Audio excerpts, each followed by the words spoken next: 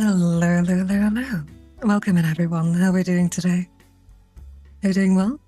I luckily woke up just in time, and I thought, you know what? I'm feeling a bit better after I slept, so I thought, yeah, let's stream. Today we'll be reading Department 19, not 18.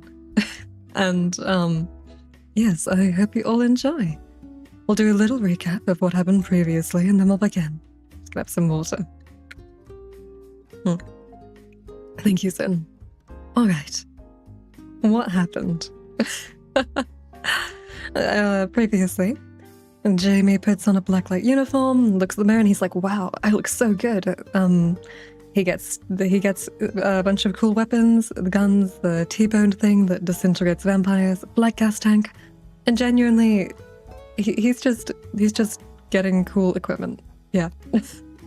He says goodbye to Terry. Terry's like, yo, I don't blame you for what your dad did, bro.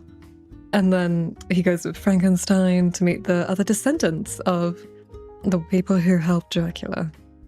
They go down to level F, to the archives, in a room that looks somewhere between a library and a meat locker.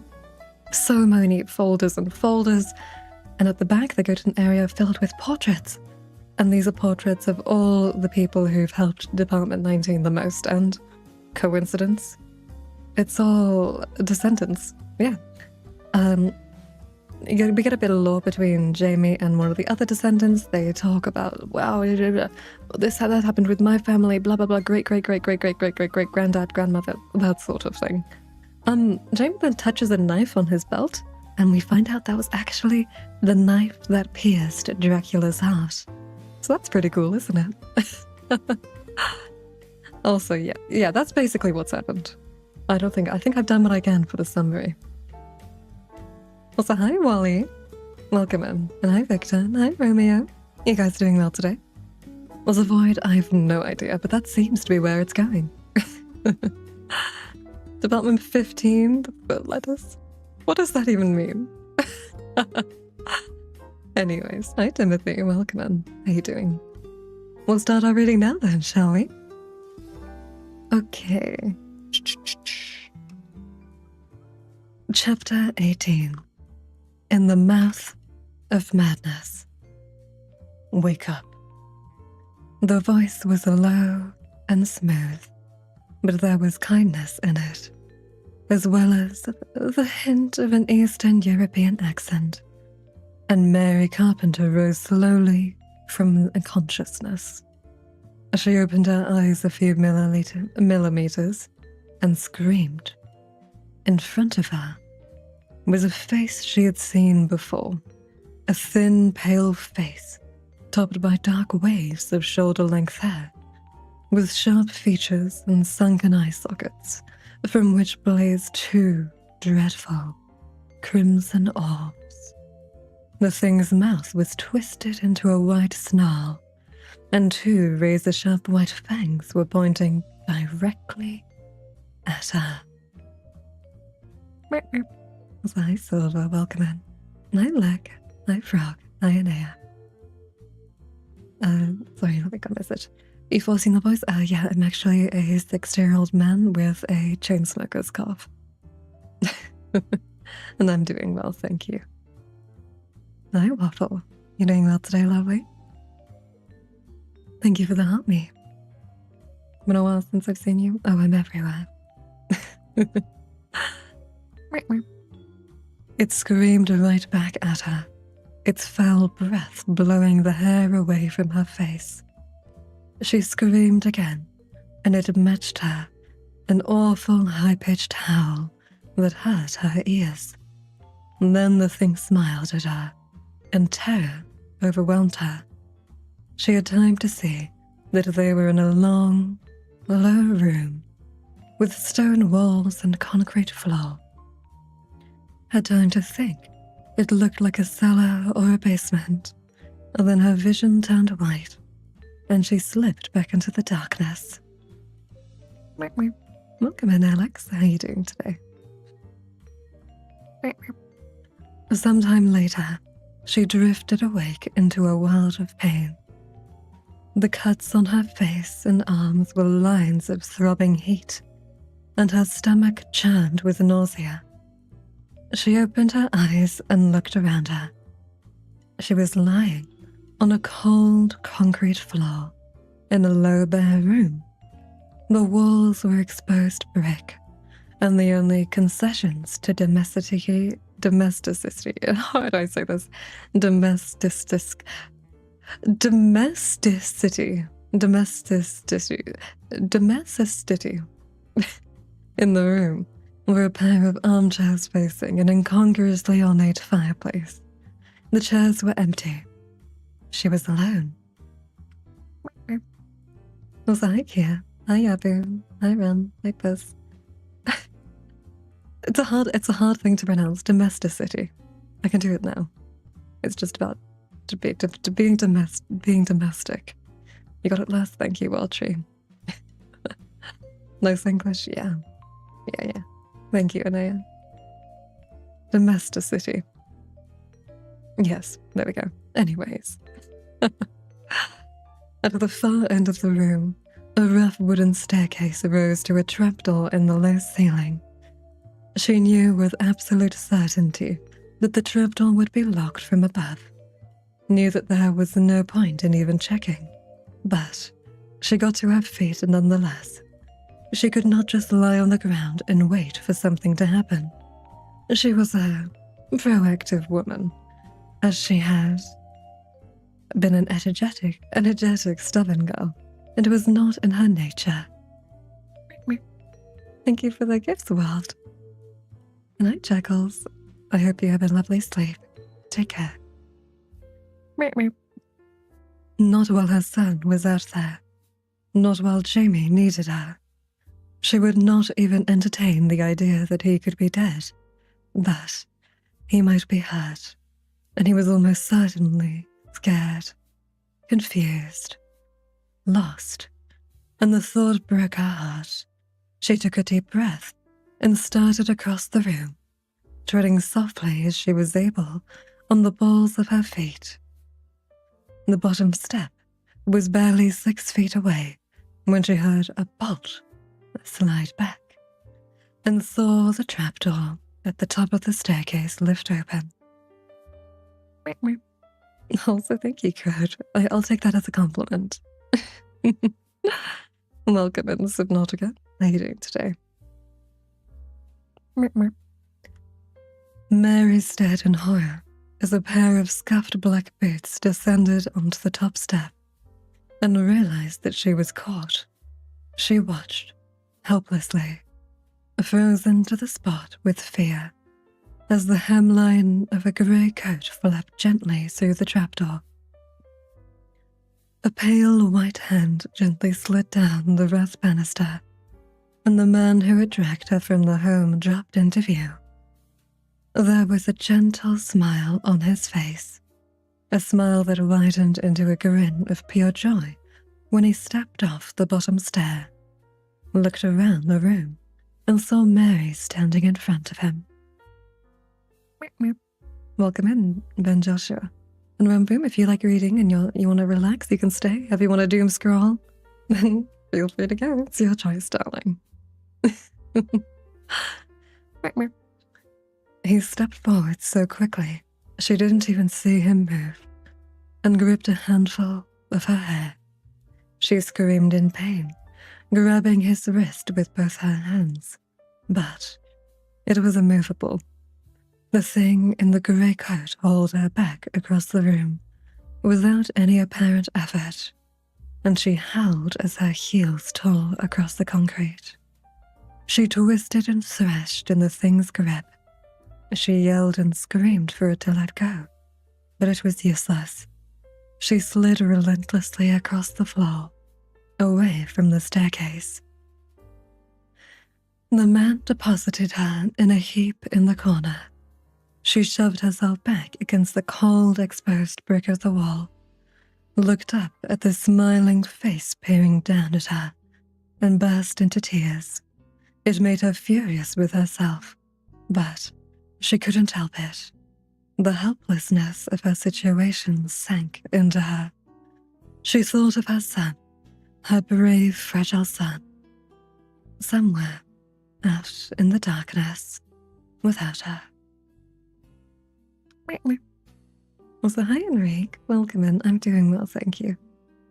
Oh, yeah, my early stream for a short amount of time, so I'm sorry. Normally I stream earlier, but I fell asleep today. Welcome in. Eventually, the thing squatted down next to her and spoke in a gentle, friendly voice. I'd stop that if I were you, he said. She forced herself to stop sobbing and looked over the man's shoulder. Standing behind him, 10 feet away from her, was a second man. This one, a huge, hulking creature, lumpy and misshapen, like a sack of coal. He had a tiny round head atop his enormous shoulders, and the wide, open face of a child. His red eyes were staring at her and blinking. Mary shuddered and wiped her hands and nose on the backs of her hand. That's better, said the thing in the grey coat, then flopped down against the wall next to her, as though they were old friends, drawing his knees up and wrapping his long arms around them. So thank you, Subnautica. That's very sweet of you. We haven't been introduced, it said, favoring her with a dazzling smile of sharp white teeth. My name is Alexandru Musmanov, and you, of course, are Mary Carpenter, wife of Julian, mother of Jamie. Now, we know each other. Now we can talk as friends. At the mention of her son's name, Mary's eyes, which had been half lidded by tears and downcast with fear, flew open. Where's my son? She asked. What have you done with him? Your son, replied Alexandru with obvious relish. Your precious son. Tell me, does he look like his father? Mary didn't respond. She was disorientated by the smooth, velvety voice issuing from the hateful thing's mouth. Subnautica mentioned? Yeah. Alexandru's eyes flared red, and his arm unwrapped from his knees, with the speed of a striking cobra. The long pale hand at the end of it grabbed her by the forehead and pulled her forward, then sent her crashing back into the wall. Her head hit the bricks with a meaty thump, and she saw stars. She felt something warm and wet slide down the back of her head and onto her neck, and she stared blankly at Alexandru, lost in a nightmare she could not wake up from. I asked you a question, he roared, and slammed her head into the wall a second time. Does he look like his father? The back of her head collided with the wall a third time, and panic overcame her terror. He's going to beat my brains out against this wall unless I answer him. What is this creature? Yes, he does. Please stop hurting me, she shrieked. Alexandru let go of her forehead, his eyes reverting back to their usual dark green, and he sighed, as though mildly inconvenienced. Also, hi, Cyber. How are you doing today? I found a disaster happened. I thought my wallet was stolen at work. The police dropped and everything. That's fine. Finding it. Okay, it's good that you replaced your steps and found it. Did you have important cards in there? That must have been scary, losing your wallet. I'm glad you managed to get it back. You doing well though, Cyber? How's it going? Well, I can see now. And thank you for the finger hearts, Victor.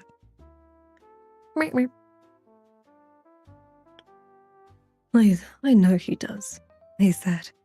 Oh, I should have killed him myself. It might have been satisfying. A great vacuum opened in the middle of Mary's chest, a hole where her heart should be. He's dead? Alexandru stared at her with great solemnity, then burst into peals of giddy, childlike laughter. Above them, the second man broke into a slow, plodding laugh of his own, a sound like a braying donkey. Meep, meep. Hi, Payne, welcome in. Hi, Poriato. I'm doing well, thank you, Cyber. And thank you, Poriato. Yeah, I'm alive. You're very good at reading. Thank you. Thank you, thank you. Meep, meep. Above them, the second man broke into a slow, plodding laugh of his own, a sound like a braying donkey. No, he's alive, Alexandra replied. He shouldn't be, but he is. But that's what you get for decligating. It's like I've always said, if you want someone murdered right, do it yourself. Haven't I always said that, Anderson? He looked up, pointedly. Hesitation flashed across the small round face of the man standing above them, who was still laughing his metronomic laugh. He stopped and appeared to disappear deep into thought. Yes, he eventually said, carefully. Yes, what? That's what you always say, replied Alexa Anderson, a small smile of satisfaction playing across the childish features. So, hi, baby mouse, welcome in. Yeah, I'm well. I hope you're doing well as well. Nice, Sinister. And feel free to do that. Feel free to do that, Payne. As long as it's not too long, I can read it and send you it as an audio file if you want me to. Thank you for the roses, Mouse. I do this most days, unless I'm not feeling well, you know? Most days I always try to do my reading at 6 p.m. British time. If you go on my profile and click the link to my card, there'll be a link to my Discord server there.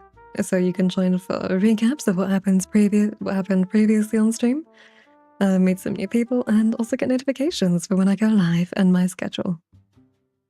Where was I?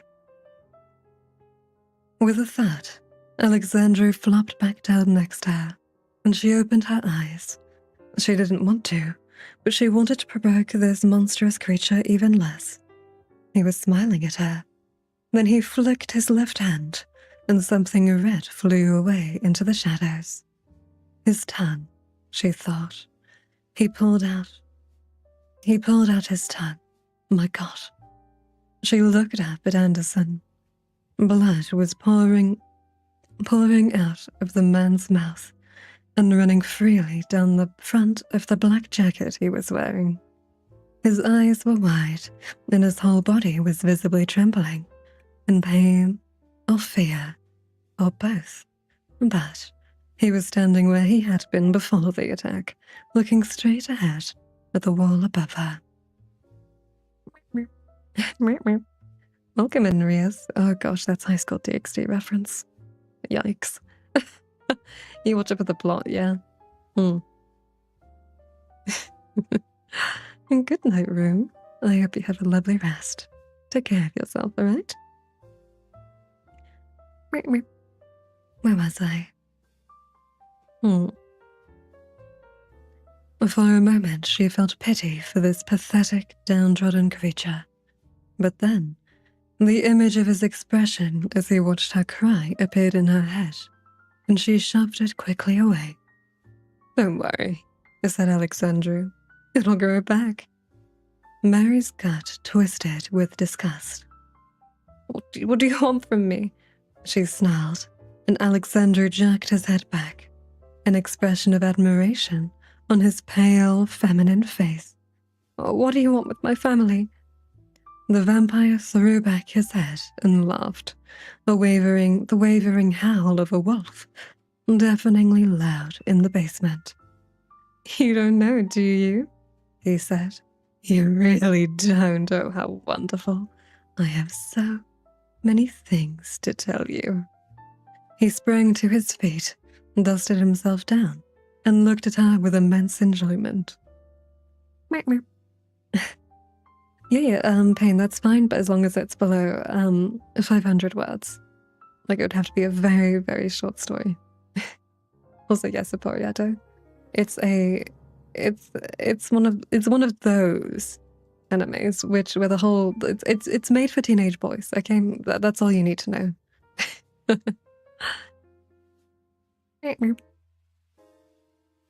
There are many things that require my attention, he said gravely, but I will make sure that you and I speak again soon.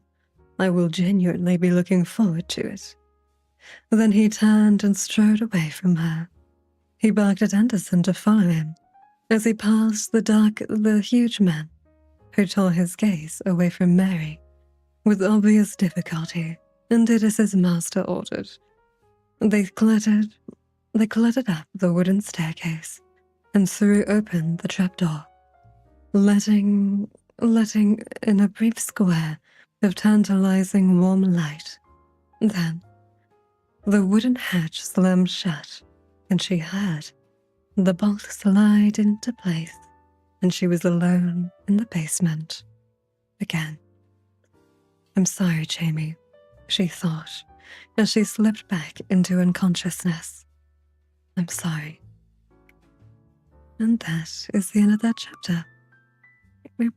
Also, welcome in, Bojan. How are you doing today? Thank you, I appreciate it. Yo, Techno, what's wiggling? My head is a lot of wiggling. I'll drink some water and then we'll go to the next part.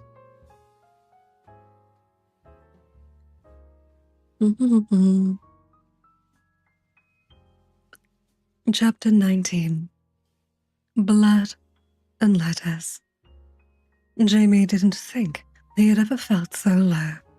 Every inch of him was in pain, from his throat to his feet, and his head was heavy with tiredness and sickly remorse. His mother was still missing, and it was up to him to find her and rescue her. He had demanded to look for her, had threatened to defy Admiral Sowett and anyone else who tried to stop him. Now he was free to begin the search, and he was terrified. What if I can't do this? What if I never see her again? What happens to me? Jamie limped into the shower block at the end of the dormitory, washed himself as carefully as he was able, gasping when his fingers touched a particularly sensitive area of bruising, toweled himself dry, then dressed in the blacklight uniform he had been given by the instructor. It no longer looked as enticing as it had the previous day. In the cool of the morning, it looked violent and ugly, and he shuddered slightly as he slid it over his body. There was a knock on the door at the other end of the dormitory. Jamie didn't answer, and after a couple of seconds, the door swung open. Frankenstein stepped through, ducking his head slightly, and walked towards Jamie. He stopped in front of him, the thick thatch of black hair atop his huge misshapen head brushing lightly against the whitewashed ceiling, and looked down at him. "You need to see something," said Frankenstein. "Are you ready?" Jamie shrugged. "Since you can't be bothered to answer me, I'll assume you are," continued the monster, and strode back across the dormitory. Jamie watched him until he was almost at the door, then let out a long, petulant sigh, stood up, and followed him. Frankenstein walked quickly through the corridors, and Jamie struggled to keep up, realizing how much the huge man usually slowed down to accommodate him. He followed him into a lift, down 2 levels, along a wide central corridor, and into the infirmary where he had spent the night he arrived at the loop. His stomach clenched as he stepped through the swinging doors, the memory of Larissa's attack leaping into his mind, the feeling of terrible powerlessness as her fingers cut his air supply, the warm pattern of her blood on his face. In the middle of the infirmary was a metal trolley, and clustered around it were 3 men he recognized Paul Turner, Thomas Morris, and the doctor who had treated him. They looked around as Frankenstein and Jamie approached and moved aside so they could join them. A small metal table covered in medical implements stood next to the trolley, on which lay a large shape covered in a white sheet. Mum. His legs were suddenly made of lead. He couldn't move them, couldn't even begin to try. Acid spilled into his stomach, and he thought he was going to be sick.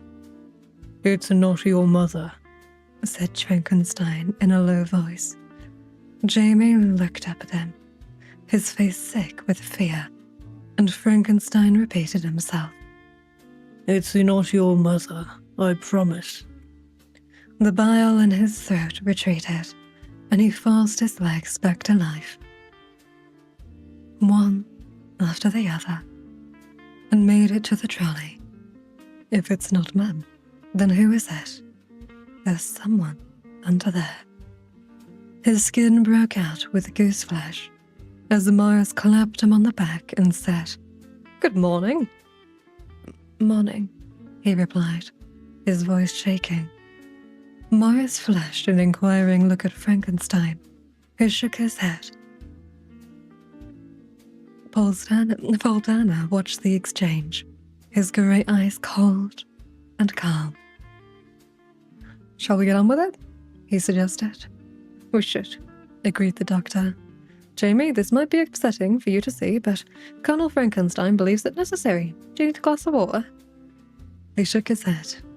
"Very well," said the doctor, and pulled back the sheet. Jamie looked down at the figure on the trolley, then turned away and retched. His hands went to his knees and he swayed, his head lowered, his eyes shut, squeezed, saliva flooding his mouth. Above and behind him, he heard the doctor apologize, and Morris let out a low whistle. Frankenstein and Turner didn't appear to respond at all. On the trolley was the naked body of a man in his mid-40s. His skin was pale, his eyes were closed, and he might have looked peaceful were it not for the terrible damage that had been inflicted to his chest and stomach. The man's torso looked like it had gone through an abattoir. Excuse me 1 second, I just forgot what an abattoir is. I know it's a torture device, but I don't remember what exactly it is. Let's see. A slaughterhouse. That doesn't give me a good image. Give me 1 second, everyone. I'm just going to look what an abattoir looks like. Abattoir.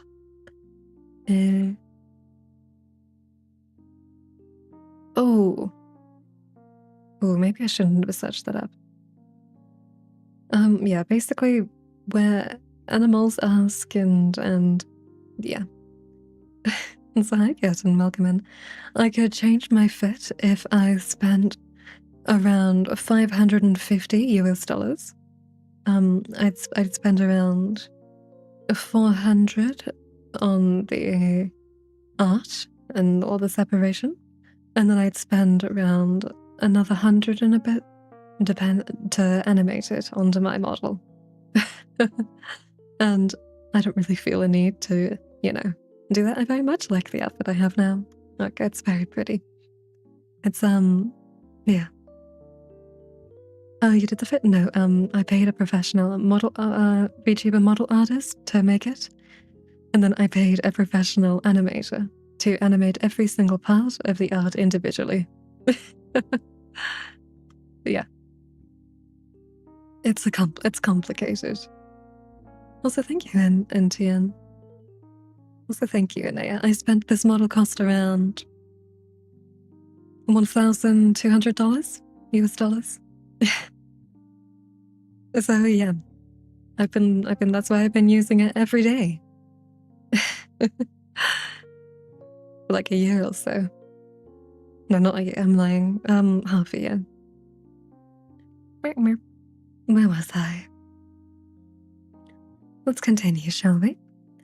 The man's torso looked like it had been through an abattoir. It was covered in dark, glistening blood, rivers of which had run down his abdomen towards his groin and over his ribcage towards his back.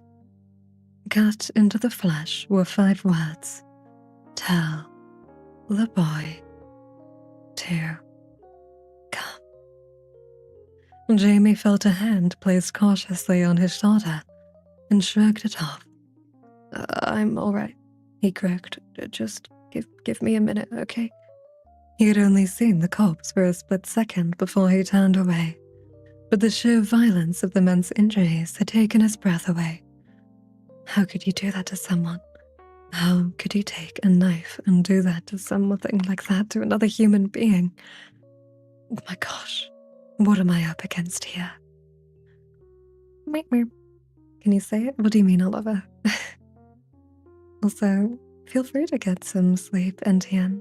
Get some rest and take care of yourself, alright? Meep, meep. Thank you, Sion. I appreciate it. That's very sweet of you. Meep, meep. Where was I? Steadying himself, he took a deep breath and stood upright. His head swam for a moment, but it passed, and he turned slowly back to the trolley. It was worse than he had first thought. Much worse. But, with the element of surprise gone, he was able to step forward and take his place next to his colleagues. He was gratified to see that both Mortis and the doctor were taking ragged, shallow breaths, their eyes wide, their faces tinged with grey. Frankenstein and Paul Turner looked perfectly composed, and Jamie wondered at the things the two men must have seen. Also, welcome in, Trigonometry, no way. This story is Department 19 by Will Hill. I hope you enjoy. Also, Ketten, I don't have any jiggle physics, actually. Let's see, there isn't any jiggle physics.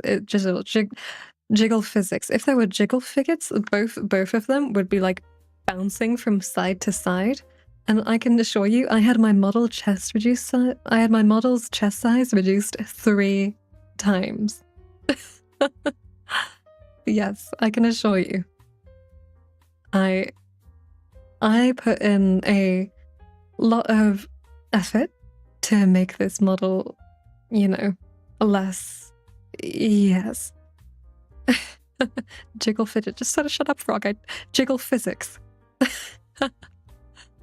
But yeah, I can assure you I'd put in a lot of work, and I spent extra money to make this VTuber less,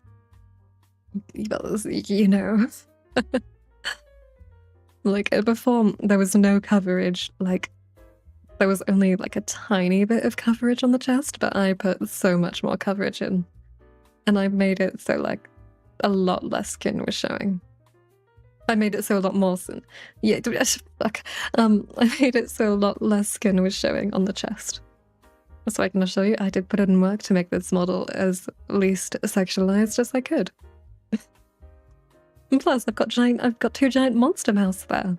That's a bit of a distraction, isn't it? Also, hi, Artes. Welcome in. You doing well? Oh, Trick, you haven't seen me. Trick, if you want to hear me go Eminem mode, I can speak in a really fast voice like this. When I speak like this, then that's when I'm going really fast, and I speak like this sometimes when I'm really overwhelmed and panicky, and then that's really and then I'm playing League of Legends. Sometimes I can often explain League of Legends items like this, and I can explain League of Legends games in this speed like this. So yeah, I can assure you I'm speaking very slowly in comparison to how fast I can speak. And hi, Vic. Welcome back. Let's continue with the reading now, shall we? This is a good thing, Frankenstein said, eventually. Very good. Jamie flinched. How can this possibly be good? Frankenstein looked at him, and some of the usual kindness had returned to the monster's eyes. Because it means Alexandru wants you, he replied carefully. It shows that you're important to him. And why is that good? You had something about monster? Yum, yum, yum. How's the sword going, Sniper? What is the malicious thing, Fig? Soul rap battle? Maybe. I can't rap, though. You draw a Resilient Chainsaw Man. Oh, awesome. Good luck with more of your drawing. Paul Turner answered in his smooth, empty voice. Because he won't hurt your mother until he gets what he wants. He knows she's the only thing that can make you come to him, and he knows that if he kills her, we'll make sure he never gets within 50 miles of you. How do we know she isn't dead already? The doctor stepped forward with something in his hand. Because this was in his mouth, he said, softly, and held a crumpled ball of paper out to Jamie. He took it from the doctor's fingers and folded it, took one look at it, and then his world seemed to fall out from beneath him. He couldn't breathe. He couldn't think. All he could do was stare. In his hand was a bloody Polaroid, a photograph of his mother, clearly terrified, but equally clearly alive, lying on a concrete floor with a big brick wall behind her, staring up at the camera with a look of hopeless misery on her face. Fury exploded through him, burning everything in its path, flooding him to the tips of his fingertips. He grabbed the metal table and flung it across the wall with all his strength. Morris yelled and covered his eyes as wickedly sharp instruments flew in every direction. The doctor leapt away from the impact, turning his back and dropping into a crouch with his hands laced behind his back. Frankenstein lunged forward and wrapped the bellowing teenager up, pinning his arms to his sides and lifting him off the ground. Paul Turner didn't even flinch. He just watched, the ghost of a smile playing across his lips as the table hit the wall. So welcome in, Adam. How are you doing? We are reading Department 19 by Will Hill. Also, is this the voice changer? Yeah, I'm actually a 60-year-old man with a chain smoker voice, you know?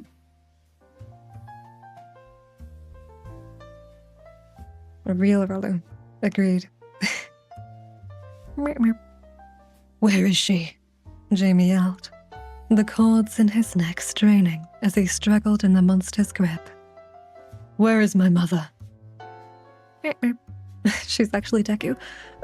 Fig, I told you not to talk about me like that. No one can know that I'm actually Deku. Or else I'm gonna get really angry with you, Fig. Anyways. I am the voice changer. Grandpappy Soul. Frog, I told you. You cannot call me that. Alright? Kitten. You only call me Daddy, not Granddaddy, okay? Anyways. Countdown from 15, 14, 15, 13, 12, 11, 12, 10, 9, 8, 7, 6, 5, 4, 3, 2, 1. Anyways. No, Fig, don't worry about that. You scared me, it's 4 a.m. Oh, I'm sorry, darling. I didn't mean to scare you. Yo, what the hell, Alf? I would very much appreciate it if you did not mention things like that in my stream. I don't want any mention of NSFW content. Thank you. Also, don't worry, so pierced. I'll protect you. Thank you for the heart, me, Vesper. Welcome in. Where was I? Where is my mother? We don't know. Frankenstein answered, his mouth close to the boy's ear. We don't know, I'm sorry. Calm down. Jamie will find her. I promise we'll find her. His voice had lowered to a whisper, and he was rocking Jamie from side to side, holding him like a child.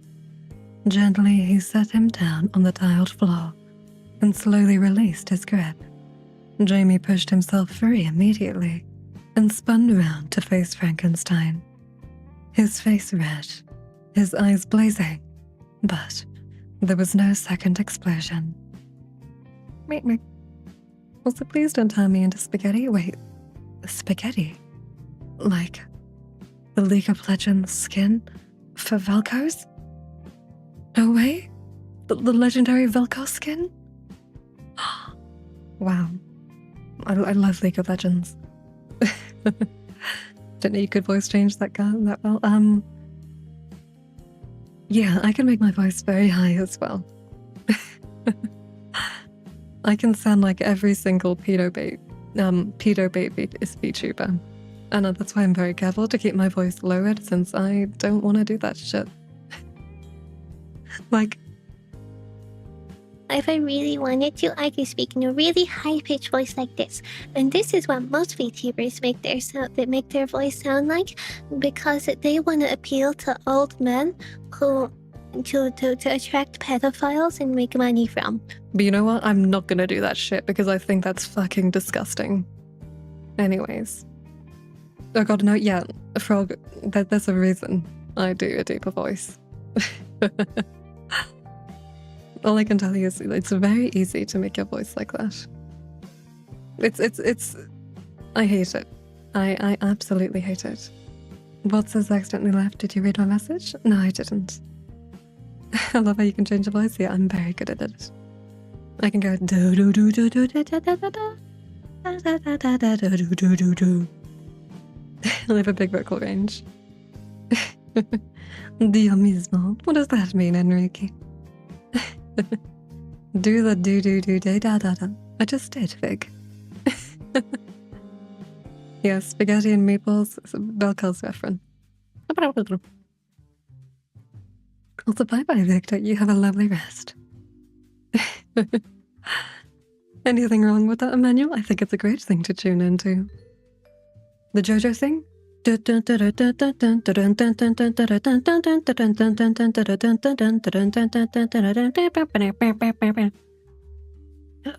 guess I could speak a little bit of Japanese. I guess I can say, you baka. And, arigato gozaimu. I'm really Japanese, trust me. I'm super Segoya Japanese. Anyways. Anyway, what the fuck am I doing? I can't speak Polish, sorry. Hi, Asia, and welcome in. I'm doing well. What's up? Good night, Josh. Sweet dreams. What kind of stream is this? Don't worry about it, Firestar. It's a lovely, relaxing reading stream. With the occasional, Suki-tan, the ducky-doo. I actually... The only thing I know about Romanian is that there are some funny words that sound like other ones. And bye-bye, Victor. Emily, who is Emily? Let's continue our reading though, shall we? How was I? The lab is analyzing the photo now, said Morris, but the preliminary result is that there are no clues to a location. I'm sorry. She's my mother, said Jamie, his eyes fixed on Frankenstein. Do you understand? No, Frankenstein said simply. I don't. I can't. I never had one. But there was a man who I've come to think of as my father, so I can imagine. I don't know if you can, said Jamie. He regretted it instantly, although the giant man showed no offense. He just looked down at Jamie with his huge, asymmetrical grey eyes, his face expressionless. Morris broke the tension. Where was he found? He asked, nodding towards the man on the trolley.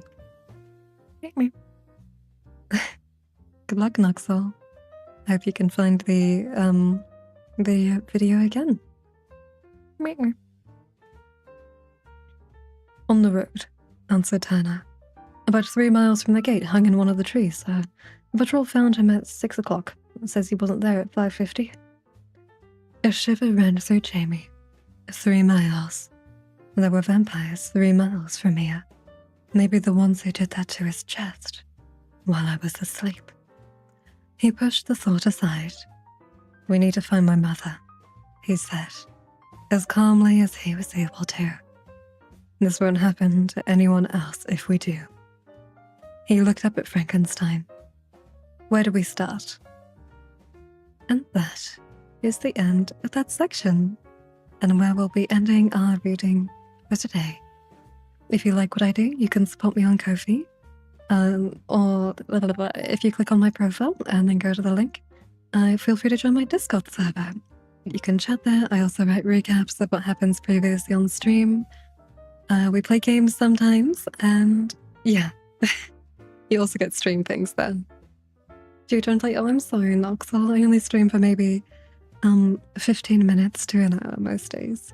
Also, thank you for tuning in, Adea. I appreciate you all so much for taking the time to join in and listen to the reading. It makes me happy that we're all reading together. But yes, take care, everyone. Stay safe and don't panic.